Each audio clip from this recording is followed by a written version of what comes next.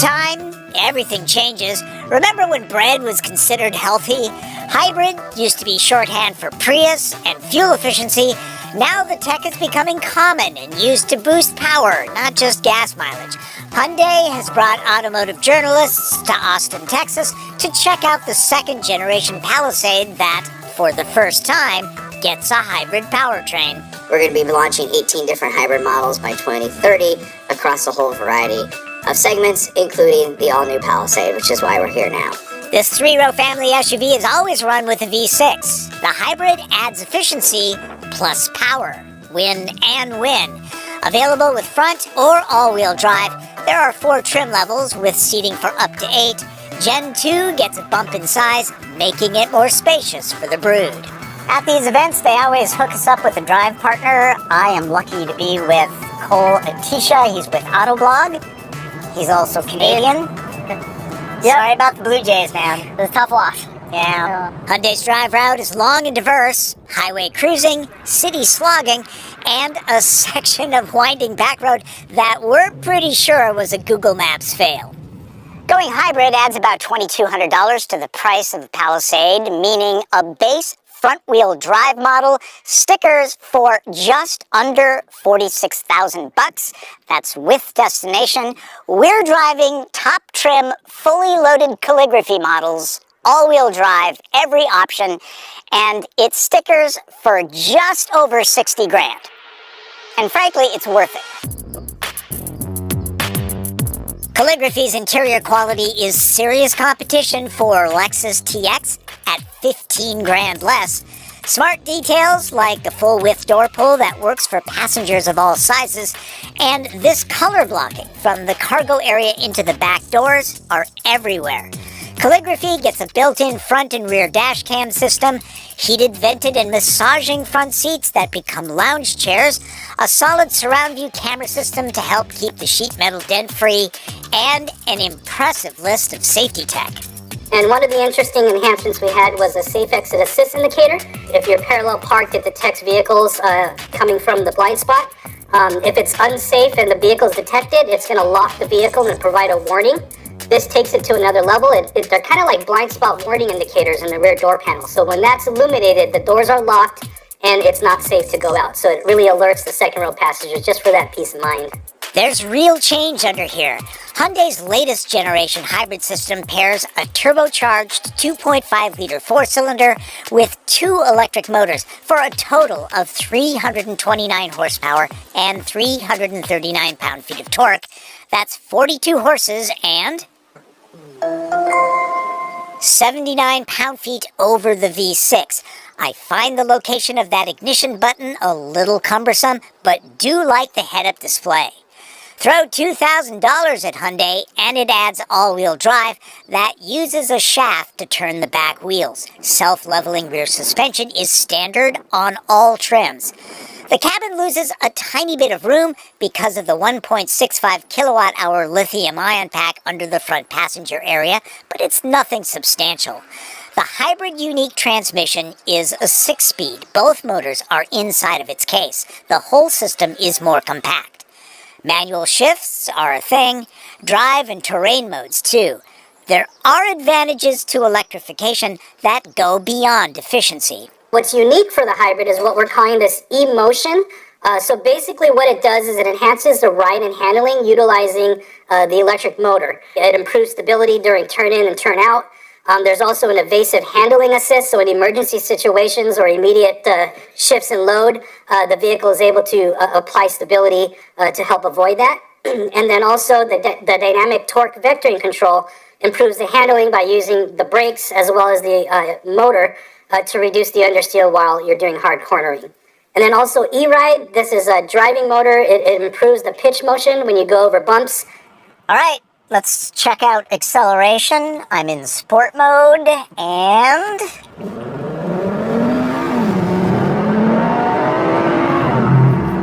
I like it.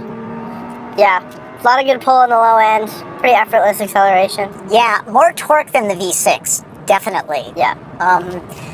0 to 60, I would estimate between 6 and 7 seconds. That sounds about right. I think the V6 is rated at 8. Yeah.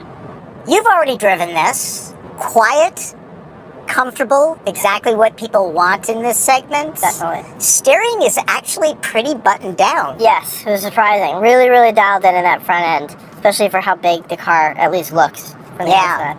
And I like that there's more power.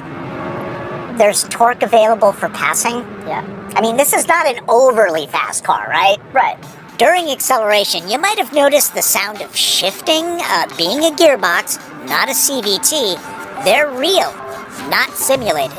I like the fact that it has a 6-speed transmission. It feels like a regular vehicle. Absolutely.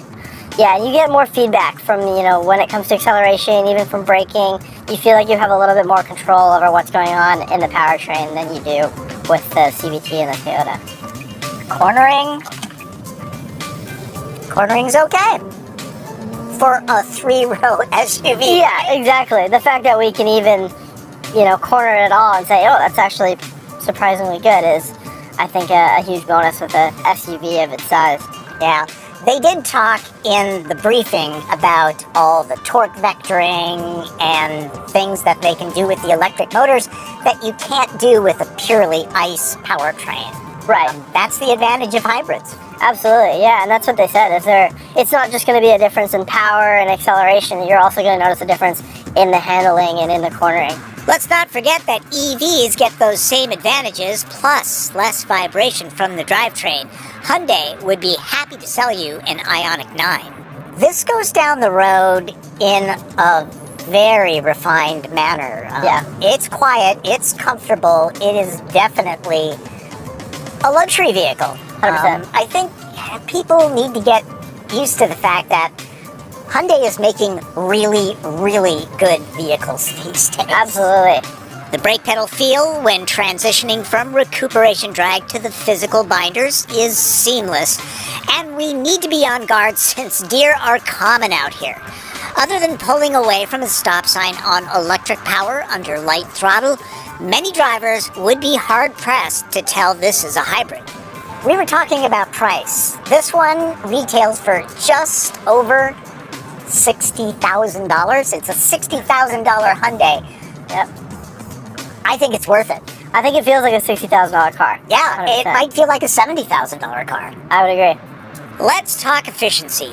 Front drive versions average as high as 34 miles per gallon. Calligraphy all-wheel drive is the thirstiest Palisade hybrid with more features and larger wheels. There are advantages to hybrids other than fuel economy, the torque vectoring that we talked about and all, but fuel economy is what people buy these for, right? Exactly. And this one is rated at, 29 on average? Yeah, that sounds about right. And the main competitor is going to be the Toyota Grand Highlander Hybrid. Of course. Its average is 34. So if you're buying strictly for that, well, advantage Toyota. For sure. But this is a nice vehicle. Definitely. Yeah, aesthetically, even just to the touch in the interior, I think this definitely has a bit of a leg up over the Grand Highlander for sure. That said, Palisade Calligraphy competes well with Lexus TX500H that averages 27 mpg. Comparing the hybrid to Palisade's V6 powertrain, owners should make their $2,200 back in just a couple years. Plus, there's the advantage of a more powerful vehicle. Both of us are particularly fond of the brown colorway treatment. No fancy name, it's just brown. Calligraphy's leather is upgraded Nappa. This space feels rich. The bark comes from real trees, fabrics and materials are tasteful, no shiny black plastic here. Those twin roof panes get shades. Storage? Well, there are the expected spots, plus little cubbies carved out all over the interior.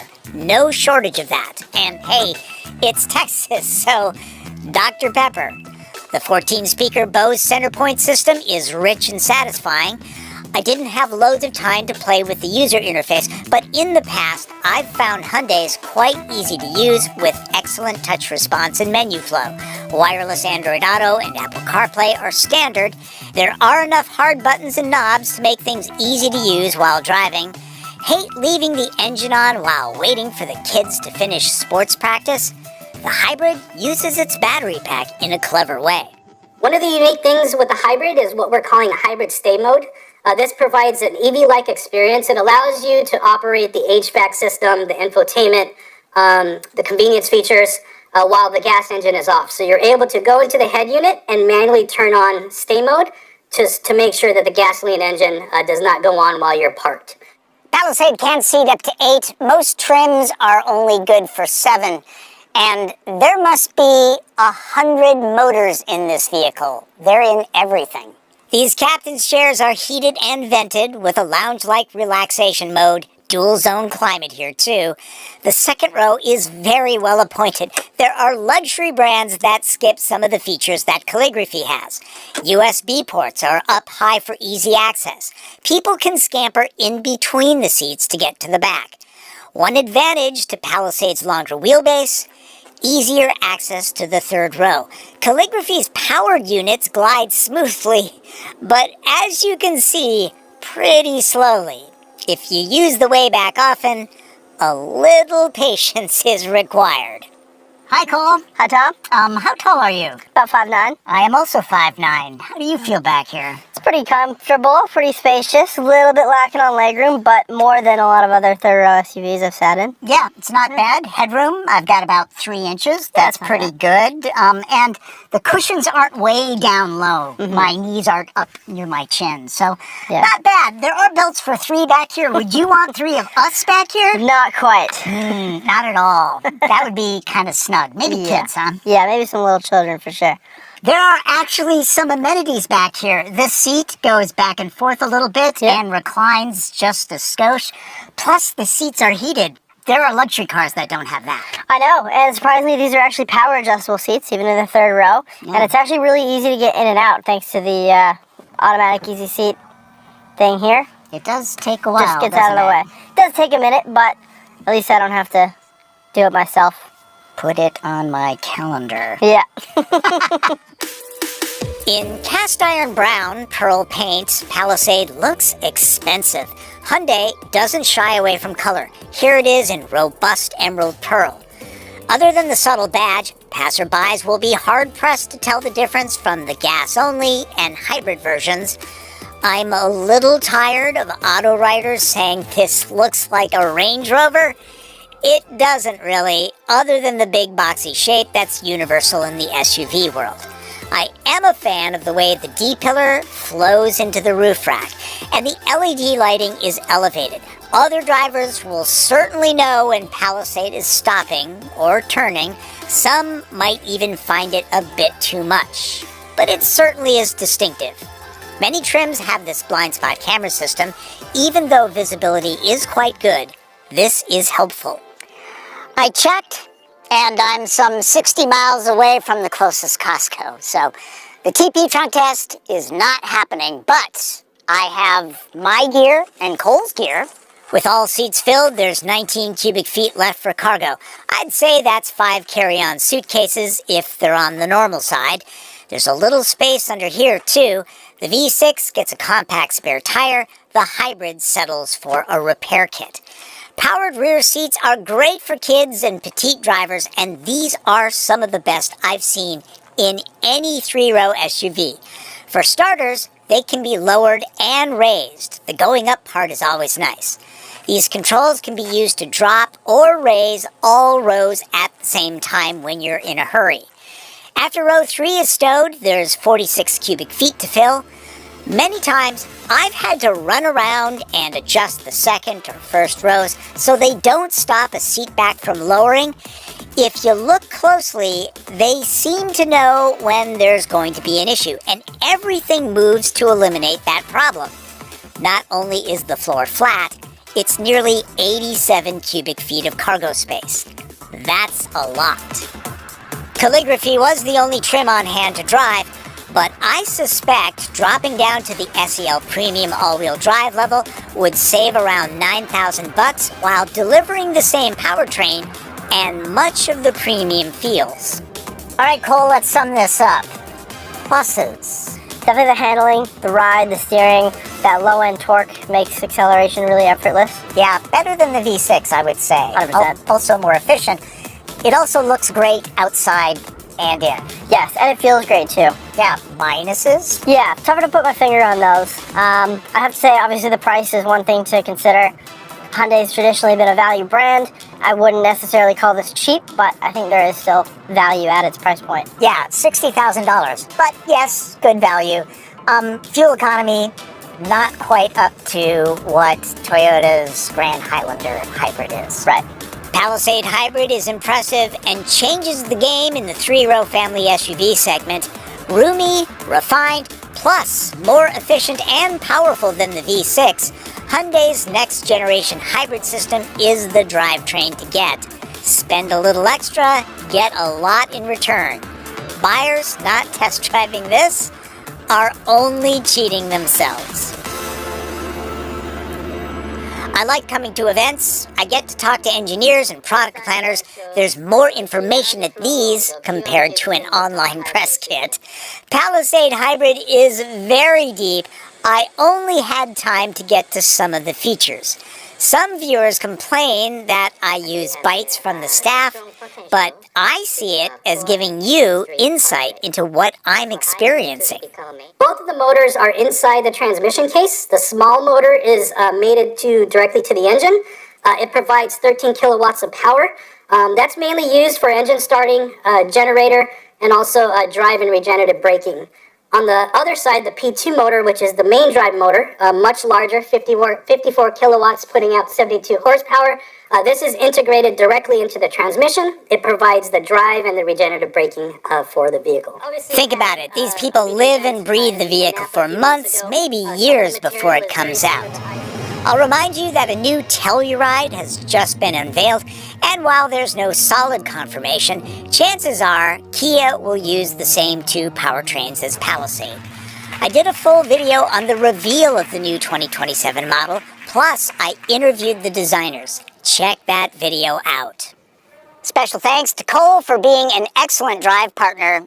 And before I go, I need to stress that Hyundai brought me to Texas, put me up and fed me, but what I'm here for is the information, so I can get it to you as quickly as possible, okay? That's what I'm here for, that's what I'm all about. Thanks for watching. Hey, you're here at the end. Subscribe to the channel, okay?